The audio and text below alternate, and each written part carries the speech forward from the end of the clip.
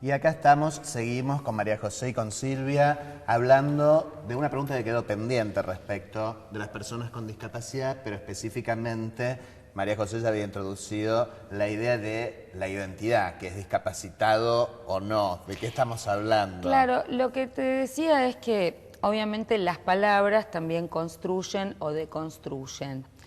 Y de lo que se trata, y sobre todo la sanción de la Convención hoy lo pone de manifiesto, cuando estamos hablando de discapacidad, hablamos de una situación, no de la persona.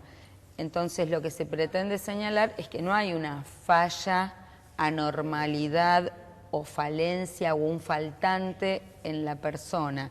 Por eso, en principio... Que no es una persona incompleta, por no ejemplo. se gira en torno, ustedes saben bien esto porque con tema de diversidad sexual es más que evidente todos los debates que ha habido. Entonces, la palabra discapacitado quedó erradicada, por lo menos del lenguaje de las propias personas con discapacidad. Esto es difícil porque depende del idioma, pero hay idiomas donde unable sigue siendo la palabra, de todas maneras. En inglés, la forma de referirse a las personas sigue siendo esta negativa o discapacitado, que le inhábil, falta algo, inhábil. que le falta algo. Le falta Ahora, inhábil. en la década del 90 hubo toda una versión progresista, tal vez puesta desde afuera de las propias personas con discapacidad, donde, por ejemplo, en la Constitución de la Ciudad de Buenos Aires terminamos hablando de las personas con capacidades diferentes. Y después hubo un fuerte debate a nivel global del propio movimiento de las personas con discapacidad, donde ellos reivindicaron para sí la palabra de hablemos de las cosas por su nombre, y el uso jurídico es personas con discapacidad, como cuando uno dice personas viviendo con VIH. Bueno, eso fue lo que las propias personas adoptaron en la convención y esa es la palabra hoy ¿La convención utilizada. de cuántos años tiene la convención? La convención es de 2006, pero en la Argentina en 2008, sí. O sea que hace Es muy la poco, porque última, en la historia son muy pocos años. es la última de las convenciones de derechos humanos a nivel global, tanto es así que estamos esperando, el Senado ya la elevó con rango constitucional, pero es muy importante este año para que no se caiga que la Cámara de Diputados la trate y es la media sanción que falta para que tenga rango constitucional como el resto de los tratados en materia de derechos humanos. Te quiero hacer una pregunta, les quiero hacer una pregunta, ya que ustedes trajeron la comparación con lo que ocurre alrededor de las palabras y la sexualidad, las orientaciones sexuales, las identidades sexuales.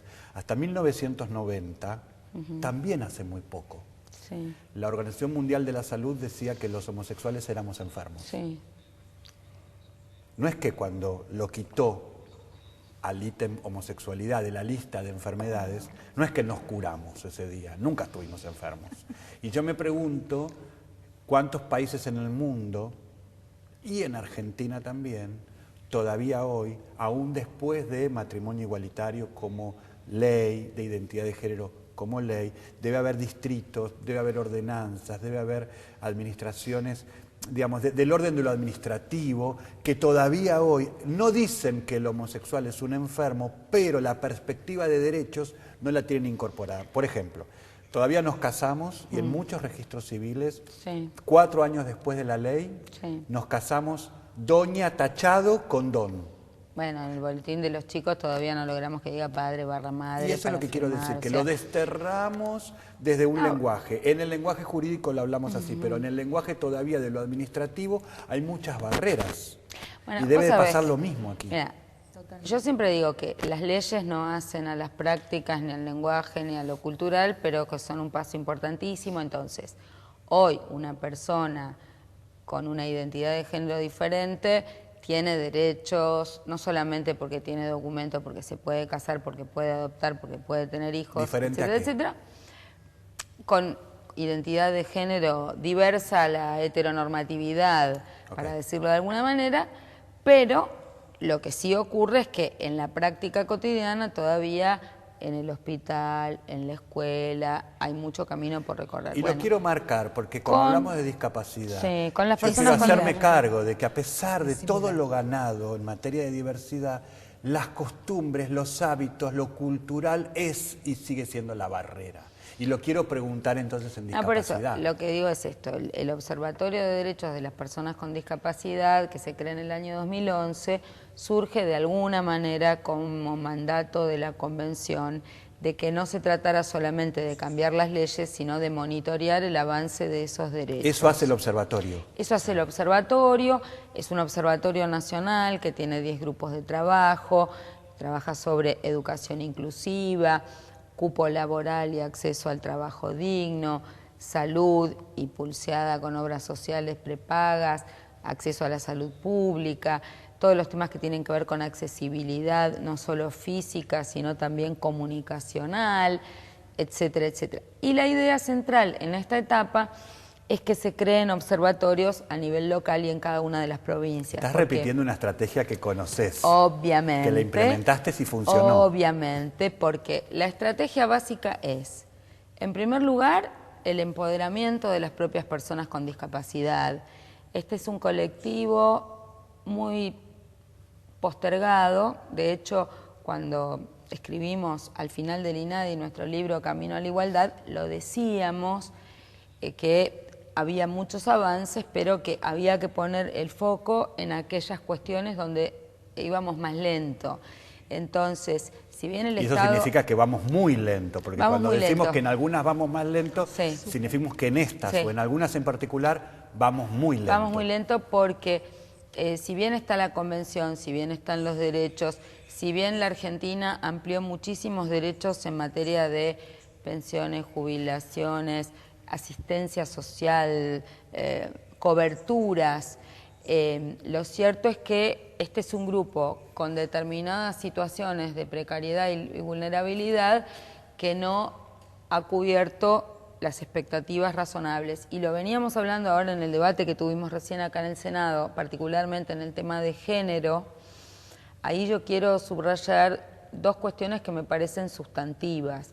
Primero es el tema de las mujeres con discapacidad y la problemática de su sexualidad y su maternidad, y cómo si el sistema trata de apropiarse de la decisión de las mujeres siempre, en el caso de las mujeres con discapacidad es gravísimo, porque les hacen ligaduras de trompas sin su consentimiento, porque les hacen abortos sin su consentimiento, o porque si quieren abortar, aunque sea legal, no las dejan, o porque si quieren ser madres le arrancan a los hijos como se hacía antes de la Convención de Derechos del Niño. ¿Esto está pasando ahora, María José? Esto está pasando ahora. Totalmente, pero además hay una falta de empoderamiento. O sea, siempre que hablo del tema de las personas gays, trans o lesbianas, es totalmente diferente. ¿Saben por qué?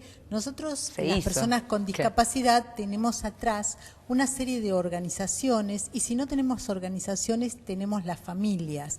Entonces se responde a una persona que en algún nivel es superior, o tenés que responder. Entonces las personas gay, por eso que digo que son un poquito diferentes, pero ellos porque hicieron diferente, no era separados de ese modelo, están más empoderados y autónomos. No hubieran hablado en nombre nuestro. Claro, por supuesto, porque la no lo hubieran ventaja, dejado desventaja hablar. que es No, que... no, porque en realidad... Porque lo negaban. Claro, en realidad, por ahí lo que nosotros siempre decíamos era, en las situaciones de discriminación, una persona que, no sé, un afrodescendiente, una persona judía, una persona con discapacidad, tiene atrás también, lo mismo que vos estás diciendo desde el otro lado, lo estoy mirando, también tiene un apoyo, un acompañamiento de su familia, digamos, hay alguien que lo recibe después de que sufrió la discriminación en la escuela, ese niño o ese adolescente lo recibe y lo contiene. En el caso nuestro era al revés. Decían, pero a la vez ese apoyo y esa contención se vuelve en una sobreprotección. Y además que no hablar en deja nombre crecer, de ustedes. Que no deja crecer. Y además no les deja a ustedes hablar en nombre propio. No, obviamente, la mayoría de las personas con discapacidad no hablan en nombre propio. Y la mayoría de las organizaciones incluso no son de personas con discapacidad, no, de sus representantes. Poquísimas siempre nos representan a alguien. Entonces, bueno, todo eso tiene que ver con este modelo médico que hablaban, así como tienen las personas gay un modelo médico, Hay un modelo médico de dependencia dentro de la discapacidad que recién ahora estamos comprendiendo, pero comprendiendo ahí apenas, y nos falta bastante para que el modelo social de derechos se instale. Esto que decían de las palabras, yo quiero agregar que ahora se está manejando el término diversidad funcional. O sea, porque funcionamos de manera diversa. Ese es el término que en este momento sería el más adecuado. Se aceptó en la Convención personas con discapacidad, para poner persona primero y discapacidad después, ¿no es cierto? Pero bueno, es un el paso proceso. era ser personas, reconocidos como personas. En este proceso, Silvia, lo que vos estás trayendo, porque justamente lo que hace la Convención es cambiar el modelo médico, lo que hace nuestra ley nacional, la última, digamos, que se basa en la Convención, también es cambiar ese modelo médico. Ahora, los relatos que traen, me dice María José más o menos por lo bajo, ¿la ley nos cambia el modelo médico? Sí, O, pero, digamos, como propuesta de ley, yo entiendo que el ejercicio después, que la cultura que sigue existiendo, ejemplo, repite todavía el modelo pero médico. por ejemplo, nosotros tenemos una visión crítica en relación a la reforma del Código Civil y la reforma del Código Penal, que si bien son debates actuales que todavía están en términos de sanción, tienen un modelo paternalista, autoritario, que no respeta la autonomía de las personas con discapacidad y que sobre todo se debería revisar y se debería repensar, porque no todas las discapacidades son iguales, porque puede haber algunas discapacidades donde haya una mayor necesidad de apoyo a la autonomía o de mayor acompañamiento y otras no. Entonces, lo que no puede ser es que no es solo el modelo médico, el poder médico y a veces el poder judicial o el poder jurídico determina de una manera paternalista sobre decisiones que deben ser tomadas por las propias personas, violando los propios derechos personalísimos de las personas. Por ejemplo, si una mujer quiere ser madre, que le arranquen al hijo desde una decisión de una justicia porque es pobre, diciendo o argumentando que porque tiene una discapacidad no va a poder ejercer su maternidad, es como mínimo cuestionable y irrepensable desde el sentido común. O sea, no se plantean cómo ayuda el Estado para que una mujer que ha llevado adelante un embarazo y tiene un hijo pueda continuar con esa. ¿Qué le falta? ¿Cómo le ayudamos para que sea madre? No lo piensa desde esa lógica. Lo que dice es, le sacamos al chico y el chico va por otro lado, cuando además ahí están violando los derechos del niño o niña y los derechos de la mujer con discapacidad. Entonces, ese modelo sigue muy fuerte. Hay para incidir y cambiar estas realidades que estamos planteando? Digo, porque el observatorio tiene, por un lado, como función, de alguna manera, promover este modelo social, pero también el de monitoreo. Sí, entonces, en primer lugar es que la gente conozca sus derechos. Mariano Moreno va a que los derechos están reconocidos. Los derechos están reconocidos, faltan convenciones, faltan detalles o faltan algunas. A ver, los derechos están desconocidos. Primero, si uno tuviera que monitorear las leyes a nivel provincia y a nivel nacional, hay que modificar un 60-70% de leyes que todavía tienen un modelo que niega la autonomía de las personas con discapacidad y habría que modificarlas. Pero como la Convención y la Constitución y el artículo 16 están por encima de todo esto, obviamente la gente puede presentar un amparo.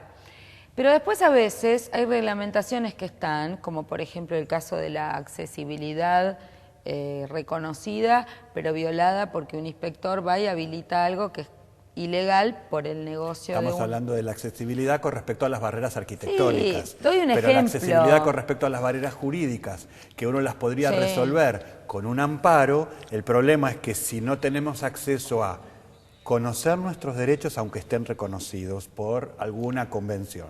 Tener acceso a un abogado o a saber que existe un patrocinio gratuito del Ministerio de la Defensa. Tener tiempo y habilidades, independencia, porque a veces nuestros representantes, nuestros cuidantes no están colaborando en el proceso para acceder a la justicia. Y después que te toque un juez, una jueza en una justicia no democratizada que respete tus derechos. Es muy grave el rol de la justicia. La barrera del acceso a la justicia es más fuerte que las barreras arquitectónicas que las podríamos resolver por vía judicial. Los prejuicios de los jueces y los fallos en relación a las personas con discapacidad llegan a ser aberrantes. amparándose en el Código de Vélez. Muchas de las cosas que padecimos en relación a género o diversidad sexual pasan en relación a las personas con discapacidad porque hay artículos del Código Civil que deben ser considerados nulos de nulidad absoluta en función de la convención vigente. Y la macana es que gran parte o parte del proyecto de Código Civil que está en discusión o el proyecto que se presentó de reforma al Código Penal también tienen artículos que son cuestionados por las personas con discapacidad, por el Comité de Derechos de las Personas con Discapacidad María y que José, queremos esperame un meternos cachito, ahí porque para resolverlo. Me gustaría que también Sí. hables de esto, pero tenemos que ir a la pausa, ya ¿Cómo no? sabes, porque la televisión es tirana con sus tiempos. ¿Qué palabra, qué original? Qué original, qué original, qué original. Vamos a la pausa y volvemos enseguida.